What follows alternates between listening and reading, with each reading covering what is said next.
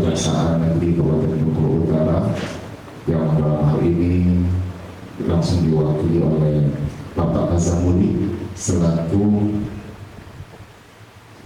Kasub Sintel Kejaksaan Negeri Kabupaten Bengkulu Utara.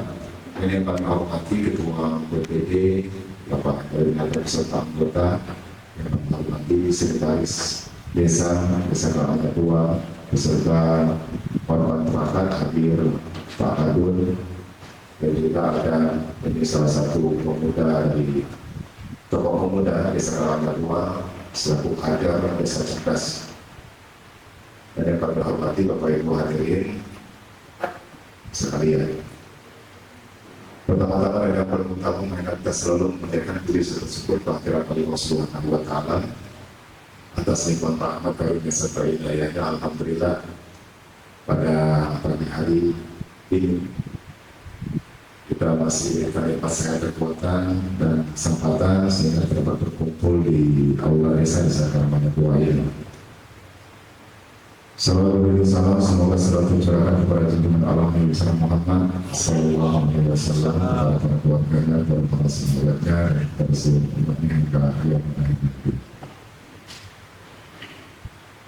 Baiklah Bapak Ibu hadirin yang kami hormati, sekali lagi ucapan selamat datang kami kepada Bapak Kazamuli dan juga selaku narasumber kita pada pagi hari ini, dan bahwasanya beliau bertugas di Kejaksaan Negeri Kabupaten Bengkulu Utara, dan tentunya perlu kami informasikan bahwasanya ini kegiatan ini adalah sosialisasi buku yang kita laksanakan beberapa hari yang lalu.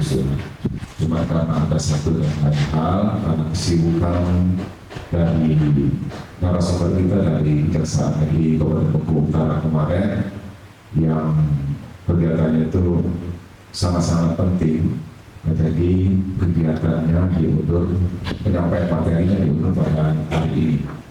Nah, dari ini juga sudah kami koordinasikan kepada Pak Engkel selaku Kasih Intel Kejaksaan Negeri Kabupaten Bengkulu Utara. Nah, sehingga pada hari ini Pak Ketua BPD pelaksanaannya diundur, yang dilaksanakan pada hari ini Kamis 30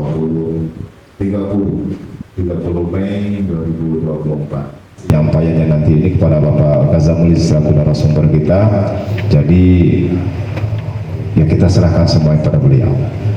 Jadi apapun itu nanti, yang pastinya kami mengharapkan kita dapat mengikuti kegiatan ini dengan sebaik-baiknya. Mungkin itu yang dapat kami sampaikan selaku penyampaian atau pembuka acara kita pada kesempatan pagi hari ini. Selaku pengantarnya kami cukupkan, dan untuk menambah berkahnya acara kita pada pagi hari ini, marilah kita buka acara kita dengan bersama-sama mengucapkan lafaz Bismillahirrahmanirrahim.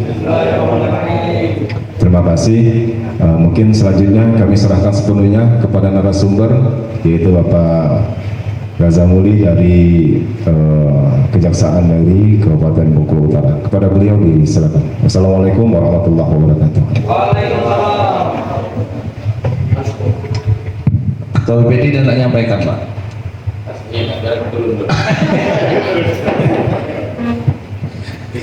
Siap. Assalamualaikum warahmatullahi wabarakatuh. Yang saya hormati Kepala Desa Karanganyar II Pak Harnaison beserta berangkat.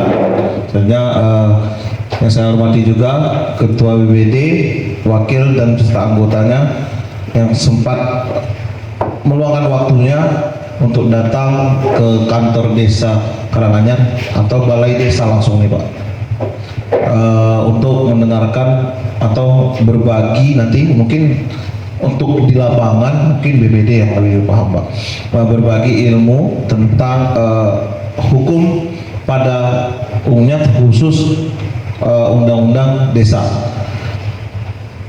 Selanjutnya juga kemarin agak ramai kan Pak, ada Kasintel, ada Pak Wendy.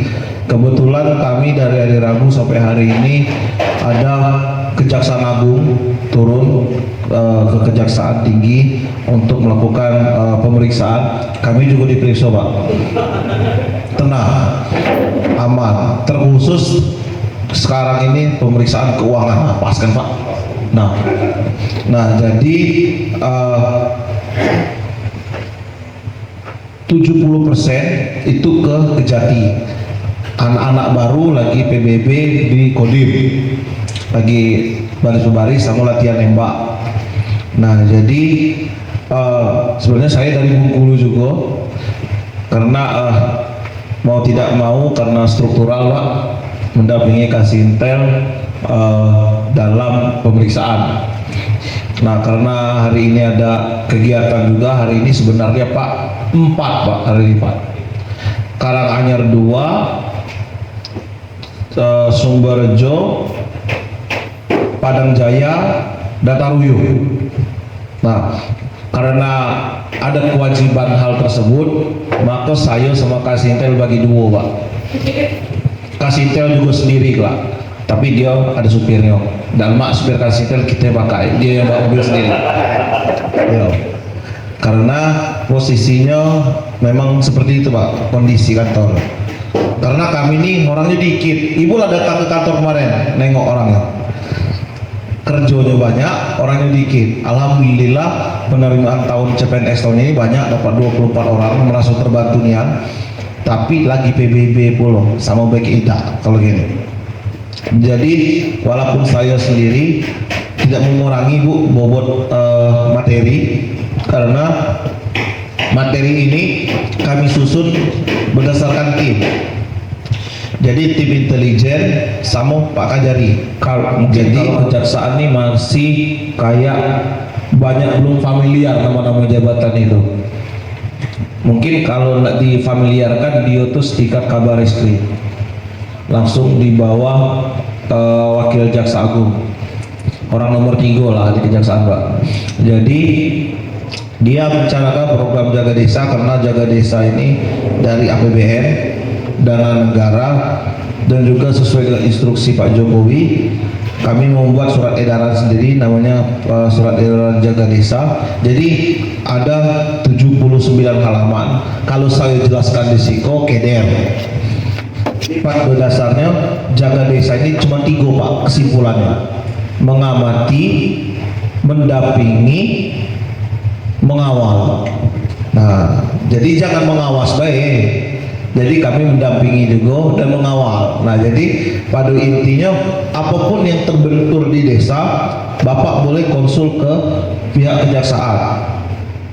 Kalau kami 215 desa tepar Pak, orangnya cuma dikit, makanya kami minta bantuan Pak BPD. Jadi konsultasi bukan melapor Pak ya? Melapor kalau tidak bisa dibina, itu beda Pak. Tenang Pak, pelapor dirahasiakan. Iya. Nah kalau terbongkar juga berarti ada cepu Pak. Nah tolong Pak operator Pak. Jadi pada hari ini saya akan menyampaikan tentang program jaga desa, manajemen desa, dan pengelolaan dana desa. Jadi program dana jaga desa, next slide Pak. Jadi program jaga desa ini adalah salah satu program yang saya bilang tadi di bidang intelijen, itu bertujuan untuk pencegahan. Nah itu tadi khususnya adalah pengolahan dana desa yang merupakan tindak lanjut atas nota kesepahaman dan perjanjian kerjasama antara Jaksa Agung dan Menteri Desa Pembangunan Daerah Tertinggal dan Transmigrasi atau Menteri PDTT. Nah jadi dasar hukumnya apa? Itulah Pak, dari nomor 1 sampai dengan 11. Yang pertama kami Undang-Undang 16 2004 tentang Kejaksaan Republik Indonesia, lalu ada Undang-Undang nomor 6 2014 tentang desa yang terbaru nomor 3 tahun 2024 mungkin Pak. Iya Pak, nomor 3 Pak 2024. Terus juga ada Perpres juga, ada peraturan pemerintah juga, terus baru Perja. Setelah Perja baru Permendes. Perja sama Permendes itu sama karena Jaksa Agung dan Menteri itu satu tingkat, selevel. Lalu selanjutnya ada tugas pemerintah desa dan BPD. Nah jadi kalau tugas pemerintah desa ini dia undang-undang baru itu nomor 3 tahun 2024 itu masih memakai nomor 6 tahun 2014. Jadi penyempurnaan aja. Bukan kalau kata orang tuh ikut undang-undang terbaru, undang-undang lamanya dihapuskan, bukan. Dia cuma up to date. Karena hukum ini sifatnya dinamis. Kalau statis kita masih pakai hukum rimba, Pak. Kalau masih statis. Ya, kan KUHP juga sudah direvisi, baru berlaku tahun 2026. Yang dari Belanda dulu, Pak. Kan KUHP kami sekarang baru. Nah, jadi tapi harus dimulai 2026 karena ada penyesuaian antara APH. Kalau langsung diterapkan kelabakan. Karena saya buka aja KUHP itu yang sebelumnya itu 589 pasal, sekarang RKUHP sekitar 700 pasal. Selanjutnya juga ada pemerintah desa, itu di pasal 1 angka 2, pemerintah desa pasal 1 angka 3, terus ada keuangan desa pasal 1 angka 10. Ngapa saya ngecekkan pasal, langsung buka dulu undang desa, Pak. Yo. Aset desa itu pasal 1 angka 11, serta ada kewenangan desa itu di pasal 18 yo. Jadi kalau kita ngomong hukum ini tidak jauh-jauh dari pasal. Sebenarnya kalau orang bersalah juga, kau nih kena pasal apa gitu kan. Yo, tadi tentang pemerintah desa. Next slide, Bang. BPD juga diatur Mendagri nomor 110 tahun 2016. BPD adalah lembaga yang melaksanakan fungsi pemerintahan yang anggotanya merupakan wakil dari penduduk desa berdasarkan keterwakilan wilayah dan ditetapkan secara demokratis. Pertanyaan saya, ada tidak anggota BPD yang bukan dari desa Karanganyar dulu? Karena di tempat saya sebelumnya ada. Kacau. Rangkap jabatan, Pak. Iya. Cak manulah saya tidak tahu ngapa bupati meloloskan pada saat itu. Kan SK Bupati ya Pak BPD di situ. Terus fungsi BPD itu di mana diatur? Pasal 13. Nah, jadi kita tidak menyalahkan kalau BPD itu dia mengawasi, dia menampung aspirasi, dia ikut dalam membuat perdes atau musdes. Ada dasarnya BPD itu ikut pasal 13. Jadi kalau orang ngomong, karena saya pernah dapat selentingan BPD itu ngawasi nih ya gawe tiap musdes kalau tidak diajak rapat musdes meraju, tidak cek itu pasal 13 kona bro diatur. Iya ada tuh Pak. Jadi mungkin karena kan pemerintah desa dan BPD nya kelas mungkin. Terus dari pasal 13 turun pasal 14 tugas BPD. Nah, dia menggali aspirasi masyarakat desa, menampung juga aspirasi masyarakat desa, melakukan musyawarah BPD, membentuk panitia pemilihan kades. Nah, kades itu kan BPD tugasnya, panitia ya. Nah, jadi kan power BPD nampak di sini. Terus juga ada menyelenggarakan musyawarah desa khusus untuk pemilihan PAW juga seperti itu. Menyepakati rancangan perdes otomatis, melakukan pengawasan juga, evaluasi. Nah, jadi BPD itu minimal harus membuat laporan setahun sekali itu satu, yang dikasih ke kecamatan biar ditembuskan ke bupati. Jadi tujuannya apa? Jadi BPD itu aktif. Takutnya serba salah juga Pak. BPD dan kadesnya akrab, tidak ada laporan ditanya. BPD dan kepala desanya tidak sejalan, laporan banyak, salah pula. Manusia Pak, pro dan kontra. Nah terus selanjutnya ada pengelolaan dana desa. Nah pengaturannya apa aja yang terkait dana desa itu? Ya jelas undang-undang desa, ada juga pelaksanaannya PP 60 nomor 60 tahun 2014, ada Perpres 86 tahun 2020 sampai dengan Permendes PDTT. Jadi desa sekarang mantap, jadi 8 tahun. Terus juga perangkat diberikan purna tugas 1 bulan, tidak? Jadilah Pak. Ini juga ada prioritas penggunaan dana desa juga Pak. Nah di sini juga dana desa itu ada prioritasnya. Jadi kemanfaatan dana desa tuh kita tengok, boleh buat rabat beton, boleh ketahanan pangan, tapi kita tengok yang mana urgent, yang mana dangerous, yang mana ineligible. Nah, tak basuh mana itu Pak. Nah, jadi pada dasarnya pasti kebutuhan dasar, pos kesehatan, pos yandulah. Karena kesehatan tuh is number one, numero uno. Ya, ichi, bahasa Jepang Pak. Jadi saya bisa banyak bahasa Pak. Jadi pada dasarnya selanjutnya juga ada sarana pendidikan dini, PAUD, kebutuhan dasar. Karena tonggak kita itu kan manusia, jadi manusianya dulu kita bibit. Terus baru kita ke sarana dan prasarana, sarpras, jalan desa, sanitasi, irigasi, pokoknya tentang pengairan lah. Terus juga setelah struktur selesai, baru potensi masyarakatnya kita tembak. UMKM, buat UMKM. Jadi boleh buat UMKM, BUMDes, larinya kak bisa. Terus tujuannya apa? Untuk peningkatan perekonomian masyarakat. Pak, BUMDes hasil keuntungannya boleh Pak dipakai Pak? Boleh. Yang tidak boleh itu dana desa dikhususkan di BUMDes itu yang dibolak-balikkan. Keuntungan bersih dari BUMDes boleh dimanfaatkan oleh warga. Makanya kades-kades di Jawa banyak beli motor, beli mobil, karena BUMDesnya jalan. Itu tidak kan Bapak diperiksa Pak? Karena tipikor itu adalah uang negara. Itu kan keuntungan. Pokoknya buka tuh Pak, ada berita kan kades beli Alphard. Tapi hasil tidak dibuka. Tidak. Makanya kalau kita tidak kayo desa, buat BUMDes yang elok, maksimalkan dana desa, kelak manfaatkan untuk masyarakat dan aparatur desa maupun aparatur BPD. Boleh Pak, boleh niat. Misalkan dana desa 1 miliar lagi naik 2 miliar, Bapak nak buat lapangan futsal disewakan untuk umum, boleh. Keuntungan lapangan futsal boleh dipakai. Seperti itu. Yang tidak boleh itu pas nak bangun lapangan futsalnya itu yang dikorup. Itu yang tidak boleh.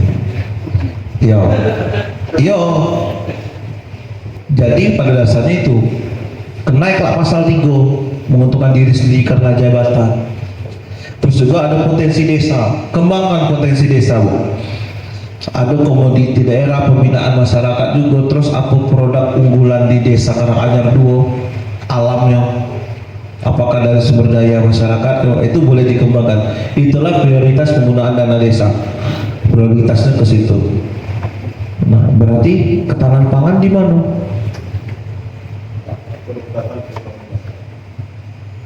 Tidak wajib Pak, bukan prioritas.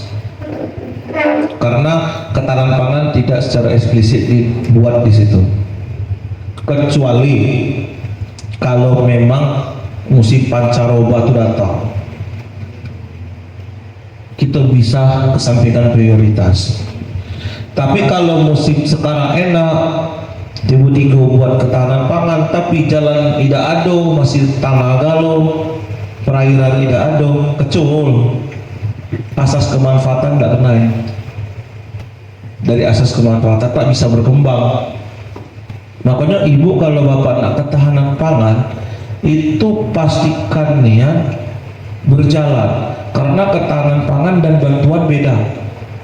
Kalau kecek orang Pak, kami nak ngadakan ayam, beli cabai untuk ketahanan pangan, kami beli seteruk, habis. Itu bukan ketahanan pangan Pak. Yang betul kami nak beli bibit ayam kayak bibit cabai, itu baru ketahanan pangan. Karena dari peraturan Menteri Desa Tertinggal nomor 8 tahun 2022 pasal 6 ayat 2 ngomong, kita kalau nak ketahanan pangan tuh bisa dari hewani maupun nabati. Ayat 3-nya dia ngomong ketahanan pangan itu bersifat berkelanjutan, kecuali kalau ada bencana alam, itu beda. Kalau bahasa hukum tuh overmah, keadaan memaksa Pak. Ya kalau memang tiba-tiba banjir ya cak mana nyelamatkan ayam kayak cabai itu Pak, nyawa baiklah bening, gempa, kebakaran, gunung meletus. Nah itu tidak bisa kita handle. Nah, sih kalau seperti itu ada alasan pemaaf. Kalau tidak ada bencana alam atau overmay masih kena gitu kalau kita tidak tepat sasaran.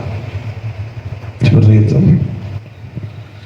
Terus juga ada penggunaan dana desa untuk program prioritas nasional sesuai kewenangan desa diprioritaskan untuk pencapaian SDGs desa. Nah, yang pertama itu ada pendataan desa. Kita harus mendata dulu, terus ada potensi dan sumber dayanya, kita peta dulu sekarang. Bukan Dora the Explorer aja punya peta Pak. Ya. Terus kita harus maksimalkan IT gitu Pak, untuk memperluas kemitraan untuk pembangunan desa. Contoh web, pembuatan website. Zaman kini Pak, tidak hanya orang tidak boleh ber-HP Pak. Kalau dulu mungkin masih ada lah HP tetot-tetot. Kalau kini HP 1.200.000 lah bisa buka internet. Samsung A02 itu 1,2 lah bisa lah 4G. Apalagi merek Itel. Nah di situ, makanya kita harus inovasi Pak. Harus kalau bagus lagi. Jadi kita kalau memang sudah ada website, kita perkenalkan wilayah kita, investor bisa masuk Pak. Luas. Masuk BUMDes. Pakai dana desa digandeng sama investor. Awalnya kita buat dulu terus investor masuk. Ada keuntungan di situ. Wah, bedebis Pak. Tidak akan Bapak diperiksa ke kejaksaan, kepolisian, KPK, inspektorat, BPKP, BPK kalau tak beli Alphard. Nia. Kalau mobil dinas pakai dana desa, nama pribadinya. Yo, terus juga ada pengembangan desa wisata untuk pertumbuhan ekonomi desa merata. Nah, jadi saya bilang tadi kalau ada potensi desa wisata bisa dia linear dengan SDGs desa. Ketahanan pakan, nabati dan hewani di situ. Terus stunting, jelas lah stunting sekarang Pak lagi dicanangkan ya. Tapi saya tengok stunting kini anak-anak kita lebih tinggi kan dari itu Pak. Kita yang stunting Pak. Boy stunting. Apanya anak SMP lah setinggi kita. Bakal kumis pulau. Yang Tino anak SD kelas 6 atau kelas 1 kali tidak pakai baju sekolah dikeceknya lah kuliah. Kalau saya stunting kok kalau saya Pak jujur baik agak kontras sedikit karena bukan lagi program prioritas, lemaklah ke yang lain baik karena lah banyak kejadian Pak, anak-anak besar tinggi Pak. Yo, jangan kalau lah besar tinggi biasanya tengkar kan, apalagi kalau tidak dikelas sudah minggir.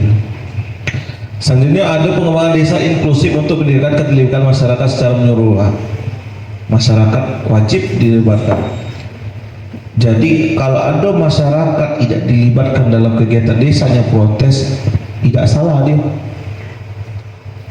Apalagi nak membangun sesuatu tanpa masyarakat desa itu tahu. Biasanya itulah cikal bakal laporan. Kalau laporan lah masuk ke kejaksaan harus diproses Pak.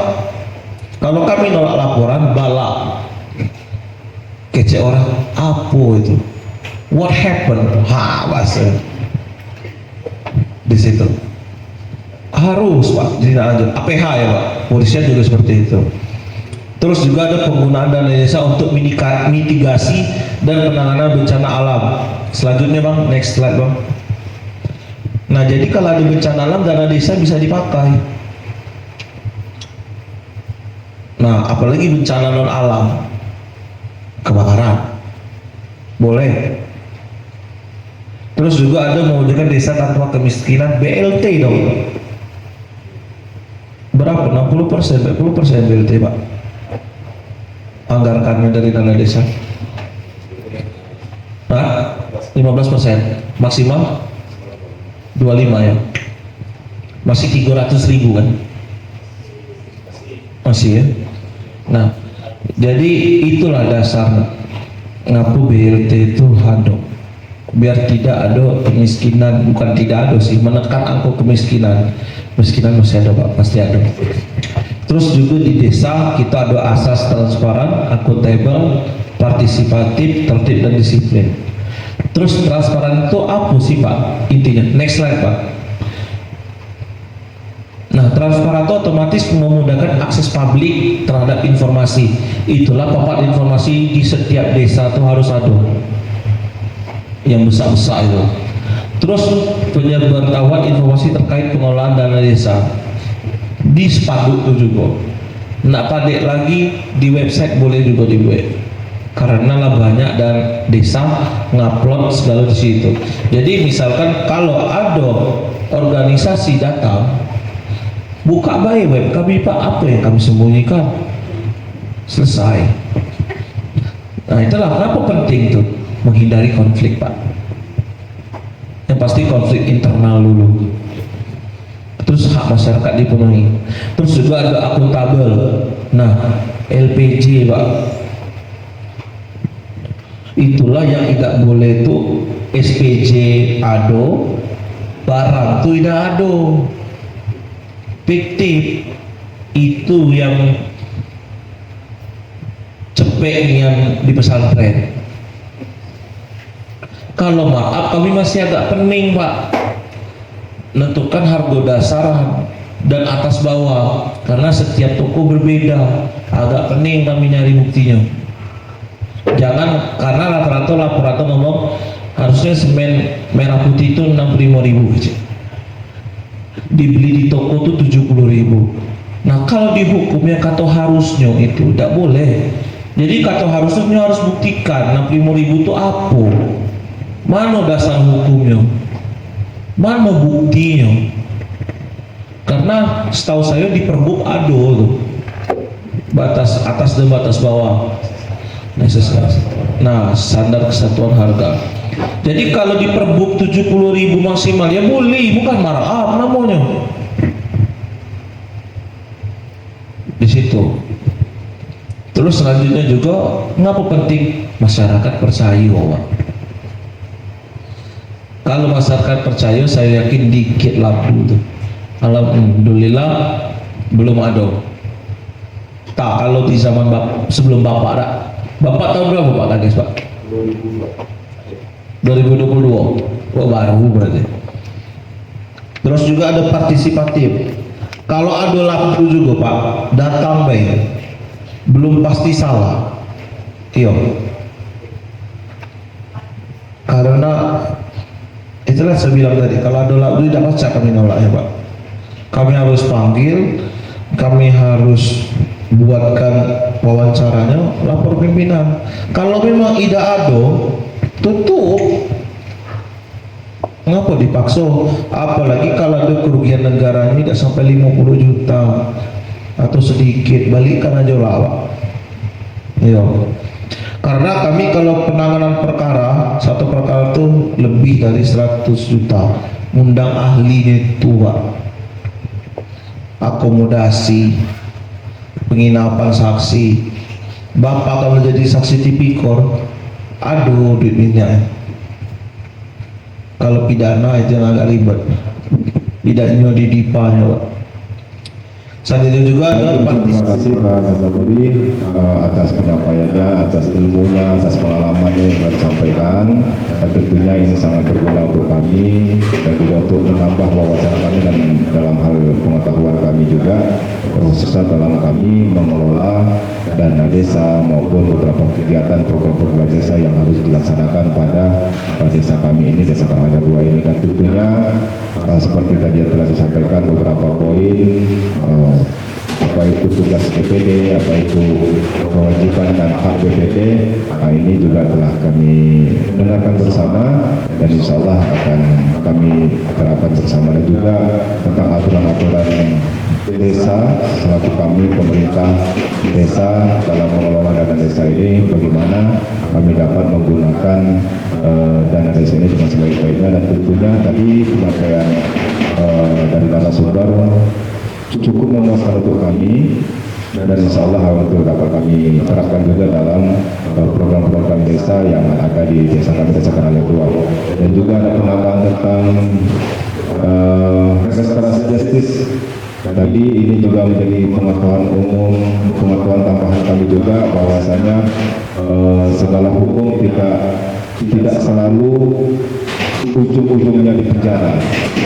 Tentunya segala proses ini dapat dilaksanakan sehingga dalam proses perdamaian ini bisa dibebaskan. Ini juga untuk dapat kita sampaikan nanti di masyarakat kita, bahwasanya ada yang namanya di kejaksaan itu restorasi justice atau RJ yang telah kalau nggak salah di 2000 sebelum COVID ya Pak. Sebelum COVID telah dicanangkan. Alhamdulillah sampai detik ini tetap dilaksanakan sebagaimana tadi kita dengarkan, sudah numpuk ini laporan-laporan untuk penyelesaian RJ-nya. Dan tentunya kami mohon nanti kepada Pak dari pihak Kejaksaan Negeri Kabupaten Bengkulu Utara, apapun itu nanti berkaitan dengan hukum yang sifatnya khususnya kepada warga kami, mungkin dapat dibantu atau diselesaikan secara kekeluargaan, Pak. Dan juga tadi telah kita dengarkan bersama tentang beberapa hukum juga tentang salah satu tentang sengketa tanah, dan ini sebenarnya riskan ya, rawan sebenarnya kalau masalah sengketa tanah, yang pastinya untuk kita bersama dan kita mengimbaukan ke masyarakat kita segala bentuk dokumentasi yang sangat penting. Tidak hanya penting, yang sangat penting pun harus kita jaga dengan baik-baik. Dan di penghujung tadi kata beliau, ya kalau tidak bisa kita simpan di rumah, mungkin bisa kita simpan atau kita titipkan di bank.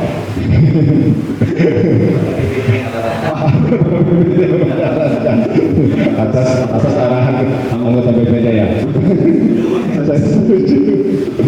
Dan itu sekali lagi terima kasih kepada Muli yang telah hadir di desa kami, dan insya Allah tidak kapok Pak Kazamuli. Nanti mudah-mudahan di lain waktu nanti insya Allah kami mengundang kembali baik Pak Kazamuli maupun dari rekan-rekan dari Kejaksaan Negeri Kabupaten Bengkulu Utara untuk hadir di desa kami ini. Mungkin itu saja kawan sekalian. Ketua BPD beserta anggota terima kasih atas kehadirannya, dan seluruh peserta yang lainnya telah hadir. Pak Yayan selaku kader Desa Cerdas Desa Karanganyar II yang hadir, dan insya Allah ini nanti jadi kreator kita untuk mengupload segala kegiatan yang di desa kita untuk dapat diketahui bersama-sama, khususnya oleh masyarakat kita Desa Karanganyar II dan umumnya seluruh masyarakat yang ada di Indonesia ini. Mungkin itu yang dapat kami sampaikan. Sekali lagi mohon maaf mungkin penyampaian kami masih juga banyak salahnya dalam kegiatan ini, masih banyak salah, masih banyak kurang atau sifatnya tidak berkenan. Kami atas nama pribadi, atas nama pemerintah desa menyampaikan permohonan maaf yang sebesar-besarnya kepada Bapak Ibu sekalian. Kepada Allah kami mohon ampun. Dan kita tutup acara kita pada siang hari ini dengan bersama-sama mengucapkan lapas alhamdulillahirabbil alamin. Akhirul kalam, wassalamualaikum warahmatullahi wabarakatuh. Dilanjutkan dengan foto bersama. Kita bertemu bersama dengan narasumber kita. Silakan.